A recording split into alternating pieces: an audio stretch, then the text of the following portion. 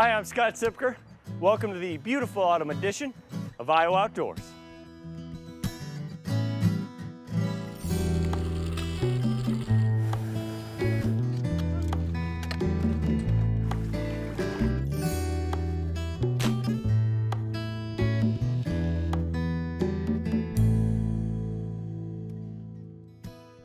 Coming up in the fall edition of Iowa Outdoors, we'll explore the Loess Hills Scenic Byway.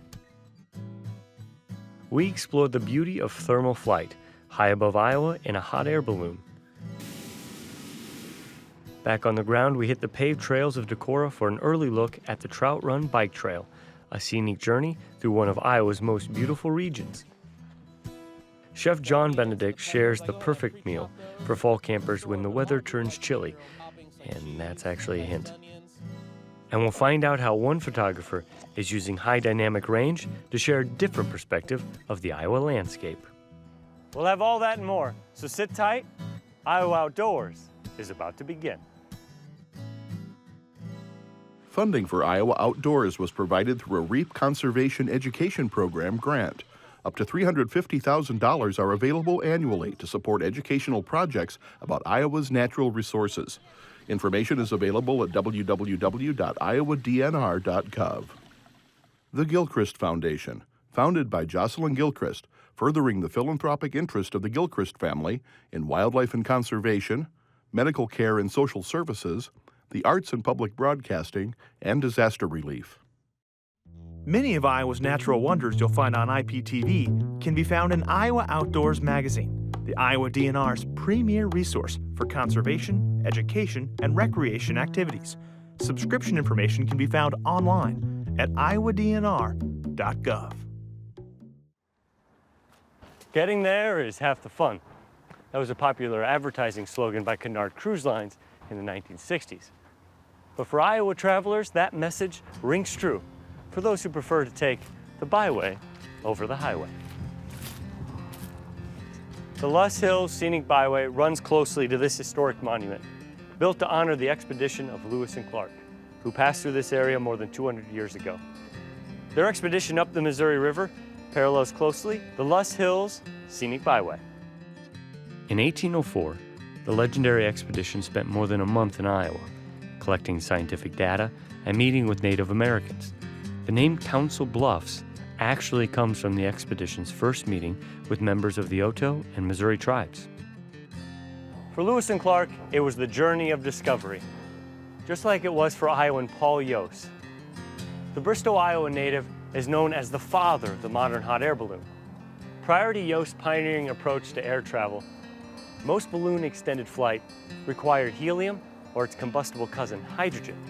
But Yost designed and used a propane burner to generate the lifting hot air.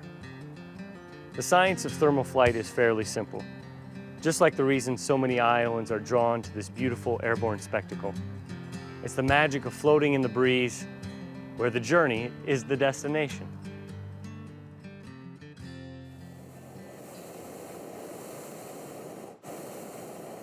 There are three main components to hot air ballooning. There's the envelope, or balloon, the burner, which creates the heat that actually causes the balloon to rise, and the basket, or gondola, which is where the passengers ride. We believe there's an important fourth key ingredient here, the pilot, or the person who's actually flying the balloon. In the ballooning community, I'm affectionately known as Crazy Al. Okay, Crazy Al. But don't let that scare you off. I like to see people's eyes light up. Al Appenzeller, or Crazy Al, started ballooning in 1998. Like most people who are into this lighter-than-air sport, he started as a crew member for another balloonist. After 5 years, he purchased his own balloon and received his private pilot certificate in 2004. We like to say your first ride is free, your second ride is $30,000 to $40,000. But needless to say, my first ride, I just was hooked. I just knew it was what I wanted to do. And then I crewed for several years until finally I saved up for my first balloon.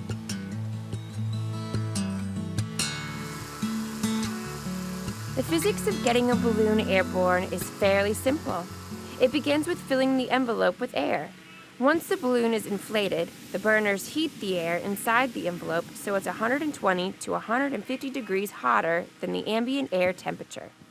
That causes the air trapped inside the balloon to be less dense or lighter than the surrounding air. By increasing the temperature in the envelope, the balloon rises. By letting the air cool, it descends. The direction a balloon moves is determined by the direction of the wind. However, wind currents flow in different directions at different elevations, so a balloonist can actually control the direction of flight by changing the altitude of the balloon. I enjoy the feeling you get when you're just floating in the air. It's really indescribable, but it's just so surreal, so peaceful. It's a feeling, but as so often feelings go, it's just not something you can really describe. Because a balloon moves at the same speed as the wind, the only feeling of movement comes from watching the world pass underneath you. Balloonists actually enjoy their sport year-round.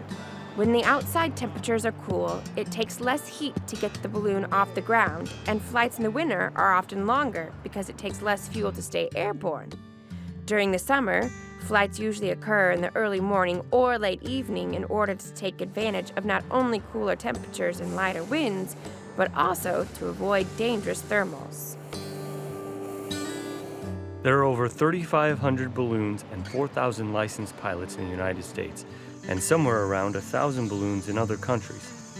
Nationwide, there are 46 balloon clubs, with 2 of them being located right here in Iowa. Our flight was just short of an hour. We've covered close to 6.5 miles, and our maximum altitude was 850 feet. Ready? When it came time to land, with the help of his crew, Al stuck the landing in a parking lot of a grocery store. Perfect, perfect. Couldn't have been better. Awesome. There's no doubt that Al loves ballooning. And when he's not flying, you might find him sharing what he knows of the sport with people of all ages at the National Hot Air Balloon Museum in Indianola. I took that first balloon ride and was just captivated and knew that that's what I loved. And, you know, it's kind of like then with anything that you love, you want to share that with folks, and you want to help them understand, you know, the passion that you have about it, and maybe that will spark some interest on their part.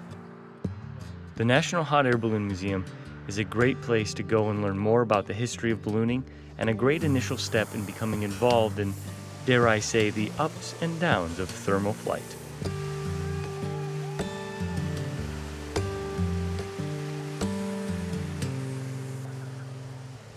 The Loess Hills that border our state's western edge are a visual and global treasure. Loess soil deposits are found throughout the world, but only Iowa and China are home to Loess soil deposits greater than 200 feet thick. It's said that if you find a rock in the Loess Hills, it was brought there by a human. And that's because Loess soil is as fine as flour. These hills are actually wind-blown glacial deposits. Running from Westfield, Iowa in the north to Mound City, Missouri in the south, the Loess Hills are up to 15 miles wide and 200 miles long. Described as peak and saddle, the hills are well known for their narrow ridges that fall off at steep angles. These cat step terraces are caused by slumping and vertical shearing of the Loess soil. Besides the unusual topography, the hills are the only Iowa home to many animals and plants that are more commonly found in prairie environments much further west. The Broken Kettle grasslands in Plymouth County contain the largest remaining tracts of contiguous native prairie left in the entire state. They are home to Iowa's only remaining population of prairie rattlesnakes. Because of the unique natural, cultural, and historical importance of the hills, as well as the beauty and recreational opportunities they provide, the Loess Hills Scenic Byway was designated a National Scenic Byway by the U.S. Department of Transportation. Every season offers travelers along the byway something different, especially the beauty of an Iowa autumn. And if it's true that getting there is half the fun, then the Loess Hills may be your ideal destination. To celebrate the bicentennial anniversary of the Corps of Discovery's historic journey, cycling advocates created the Loess and Clark bike route. Stretching from Oregon to Montana, down through Iowa and Missouri, this path is a mix of rural highways and paved paths, and it stretches more than 3,000 miles. But if you're searching for a slightly shorter Iowa cycling journey, you might want to head to Decorah, where a multi-million-dollar scenic loop is just about complete. For generations, Iowans have flocked to the beautiful bluffs of northeast Iowa, perhaps to pay a visit to the abundant trout streams or to paddle along the glistening upper Iowa River. Biking in this picturesque landscape has largely been confined to highways or a multitude of mountain bike trails, but community leaders near the city of Decorah had big dreams.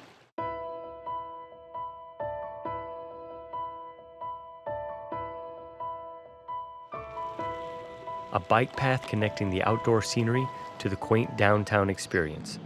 A cycling journey for the young and old, experienced and novice, all within the friendly bluffs of Winneshiek County. We wanted to develop a dedicated trail that was off-road and scenic and safe. And we started looking at maps to find out points of interest destinations that we could connect. And we ended up talking to landowners. We spent years talking to landowners to get feedback. After years of planning reached a financial crescendo, construction began on a contiguous paved loop. A master plan was designed for the ideal route, no matter what blocked the path. I think that we did it very much the hard way. We didn't have a rail bed other than about a half a mile of rail bed to reclaim. We didn't. We had to create our own rail bed. Local officials faced many obstacles when building this trail. Known as the Cut, this passage wasn't here a few years ago. Engineers actually had to blast their way through. In 5, 4, 3, 2, 1. Explosive experts blew away massive chunks of this bluff and spent weeks cleaning up the debris before paving a roomy and signature passage. Other sections of this trail run directly beside the water's edge. Trout Run Trail runs 12 miles around the entire city of Decorah, including trips over streams like the Upper Iowa and Trout Run Creek. These streams and rivers are brimming with the region's famously abundant trout, and your cycling journey brings you to the front door of one of the Iowa DNR's most important tools. Cyclists and walkers can stop by one of the DNR's most productive fish hatcheries, just steps away from the trail. Trout raised here are used to stock dozens of northeast Iowa streams. Just across the street from the fish hatchery rests the famous Decorah eagle nest. And while those eaglets will surely leave the nest by fall or winter, the next generation could be coming to a webcam or bike trail near you. Public artwork serves as a cornerstone for the Decorah bike trail system. Artwork like the River Horizon Archway dots the trail. An Iowa City artist designed this archway based on the memories he had fishing with his grandfather near Decorah's famously abundant trout streams. Besides the obvious connection to trout, this arch symbolizes the gateway between urban and rural sections of the trail. And that's what community leaders wanted all along, a connection with the beauty of Decorah and the downtown businesses that could see an economic boost. If you're going to build or develop a trail, it's going to take 10 years. You have to be patient.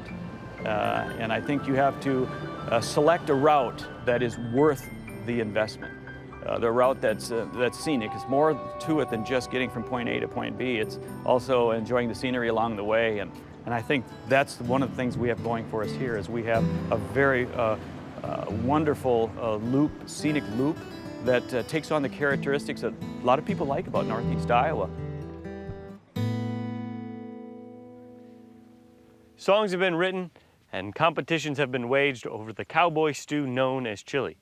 Will Rogers called chili a bowl of blessedness, and Chef Jon Benedict has a version that includes bison meat that he's sure you'll find heavenly. I should get that Dutch oven warmed up here. Well, it's a beautiful day out here in Iowa, and we're gonna do some cooking over a campfire today. Today we're gonna be making some bison chili, some steakhouse style bison chili. One of the things that I do before I go out camping or have a picnic is I prep everything up that I'm gonna cook ahead of time.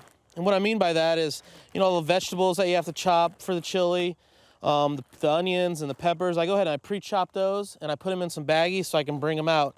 Whether you like beans in your chili, some people say beans, no beans, it's up to you. But I got the beans, I rinsed them off and put them in some baggies too, so it makes it a lot easier for me to be able to cook and still have fun with the family while we're out camping and having a picnic. The twist today on our chili is gonna be the bison meat that we're gonna be using. It's a healthy alternative to beef and it's not gamey at all, so don't be afraid to use it. Let's get started. Well, our Dutch oven's been heating up now, and the first step into making our chili is gonna be adding our bacon. The bacon's gonna give us the needed fat to be able to cook the bison meat in this Dutch oven. Once our bacon's been cooking for about 5 minutes, we're gonna go ahead and add our bison meat. We've already got it ready to go. We're gonna put it right in the Dutch oven and get it searing along with the rest of the bacon. Well, we got a good start going to our chili here. Go ahead and take this lid off. Wow, that looks great. We're gonna go ahead and start making it look more like a chili now. We're gonna add some the onions I've diced up, a little bit of garlic's in there, and some great fresh bell peppers. Man, it smells great going on this campfire. Once we get all those things in there, we'll just go ahead and give it a good stir, and we're gonna let this cook for about 5 minutes. Well, our peppers and onions have been cooking now with our bison in our Dutch oven, and we're gonna go ahead and check it. Still smelling great and looking good. We're gonna go ahead and add some beans now. Some people don't like beans in their chili, but I like putting a variety of beans, from black beans, kidney beans, and pinto beans. And we're just gonna go ahead and put that right in there. To the chili, we're gonna add a couple cans of crushed tomatoes. I like using crushed tomatoes. It kind of gives it a really smooth consistency in the end. So put a couple cans of that in. And some Worcestershire sauce. Put a few dashes or so. Get all that in there. Give it a good stir. It's really smelling great over this campfire. Well, we're gonna add our seasonings here. I got some chili powder. You can find your best flavored chili powder, the ones you like the most, and I add about a 1/4 cup or so of chili powder. I just picked up something from the store, but a lot of people like to make their own blends of spices and chili powder. One of my favorite ingredients to add to the chili is some brown sugar. I'm gonna go ahead and add a few big pinches to it. Get it stirred in. It adds a kind of unique flavor and a little sweetness to this hearty chili that we're making over the campfire. Go ahead and stir that in. Get my lid back on it. We're gonna let it cook for about 35 minutes. If you remember from our previous episodes, we did a little bit of cooking in a pie iron. We're gonna go ahead this time and put some corn muffin batter into our pie iron and cook it right next to our chili over the campfire. Ooh. Chili's ready. Our chili's been cooking now for about 35-40 minutes, and we're gonna go ahead and take it right off our fire, and we're gonna serve it up. How's everybody? Yeah, there's beans in it. We're gonna go ahead and dish it up. Even though this is bison chili, we're gonna treat it just like any other chili. Dish it up with, your favorite toppings like cheese, diced onions, some sour cream. Anybody want some crackers? Please visit our website for this recipe of bison chili. Over the past 2 years, photographer Ken West has been selected to visually document 5 of Iowa's 9 scenic byways. His imagery of the Loess Hills Scenic Byway is stunning and unique. Ken's images display details that are very difficult to see with the naked eye and impossible to capture with traditional photography. This high-tech approach to natural environments is just one way to entice people to get out and enjoy the view.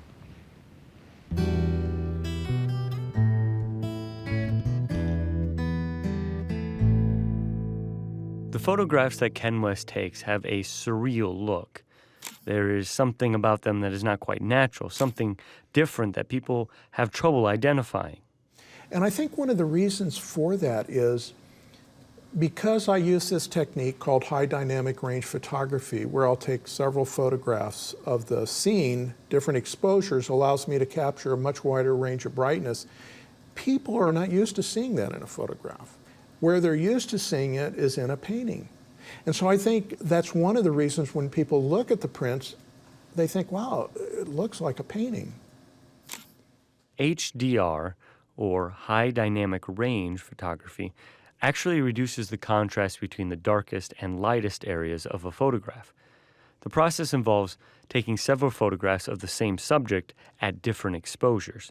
A computer is then used to merge those separate photographs into a single HDR image.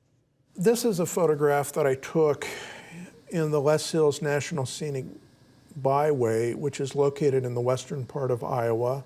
And to take this scene, I used, this is what it would normally look like here. You can see a normal photograph. I would have lost all the detail in the sun and in the sky, and also quite a lot of detail in the deep shadow areas.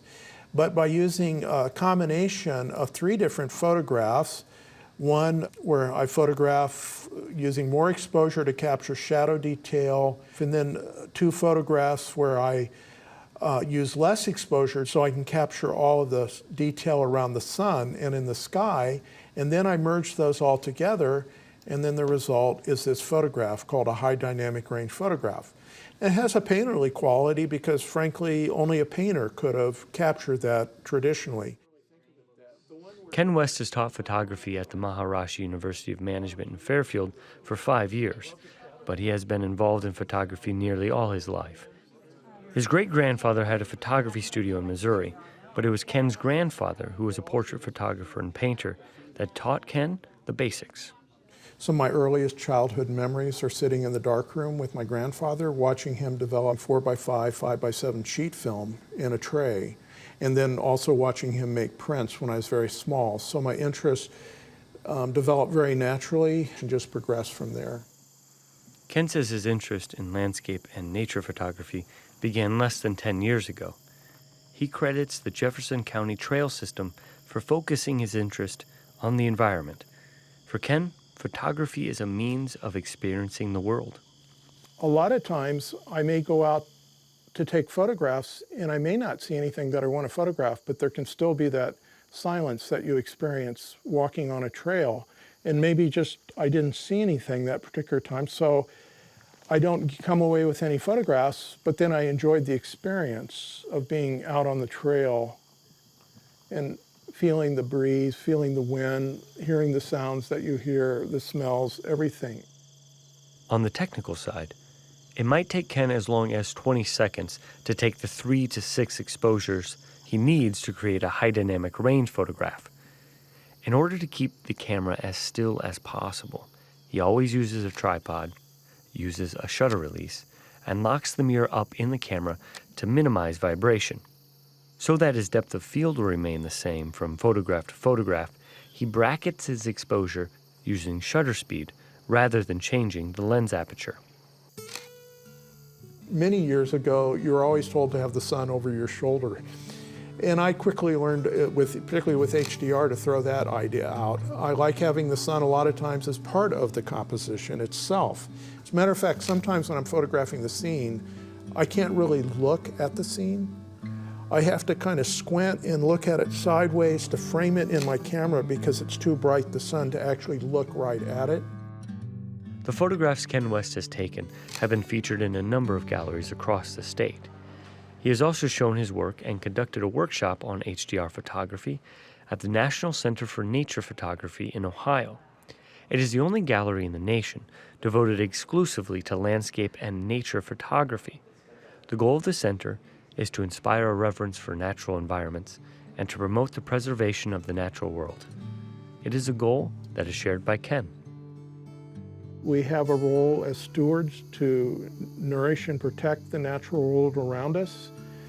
So I think that's a very important thing that people take away from my photographs. And I'd also like to remind people in Iowa, when they look at the photographs, what a wonderful place Iowa is. And I encourage people to go out on the byways, take a Saturday or a Sunday or a weekend and do a byway trip, pick out one.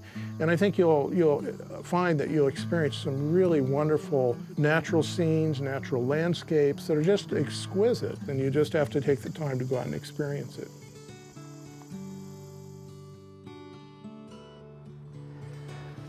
On a historical note, it took Lewis and Clark 34 days to travel up what is now Iowa's western border. Today, you can make that same trip along I-29 in about 2 hours. And that wraps up this edition of Iowa Outdoors. We're going to leave you with a few more images of Iowa's beautiful autumn.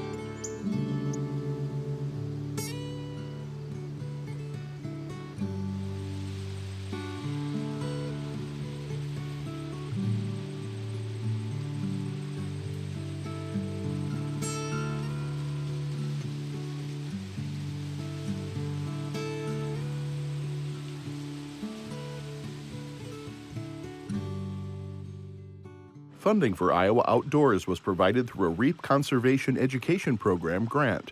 Up to $350,000 are available annually to support educational projects about Iowa's natural resources.